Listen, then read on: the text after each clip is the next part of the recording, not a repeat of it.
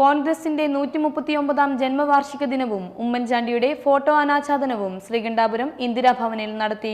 കോൺഗ്രസിന്റെ 139ാം ജന്മവാർഷിക ദിനത്തിൽ ശ്രീകണ്ഠാപുരം ബ്ലോക്ക് കോൺഗ്രസ് കമ്മിറ്റിയുടെ നേതൃത്വത്തിൽ വിപുലമായ ആഘോഷം നടത്തി. ശ്രീകണ്ഠാപുരം ഇന്ദിരാഭവനിൽ DCC president advocate EV Ramakrishnan പതാക ഉയർത്തി കോൺഗ്രസ് ജന്മദിനാഘോഷങ്ങൾക്ക് തുടക്കം കുറിച്ചു. തുടർന്ന് KPCC മെമ്പർ മുഹമ്മദ് ബ്ലാത്തൂർ കോൺഗ്രസ് ഓഫീസിൽ മുൻ മുഖ്യമന്ത്രി ഉമ്മൻചാണ്ടിയുടെ ഫോട്ടോ അനാച്ഛാദനം ചെയ്തു. KC Joseph MLA silver jubilee ഹാളിൽ നടന്ന കോൺഗ്രസ് നേതൃയോഗം ബ്ലോക്ക് പ്രസിഡന്റ് അഡ്വക്കേറ്റ് EV രാമകൃഷ്ണന്റെ അധ്യക്ഷതയിൽ മുഹമ്മദ് ബ്ലാത്തൂർ ഉദ്ഘാടനം ചെയ്തു.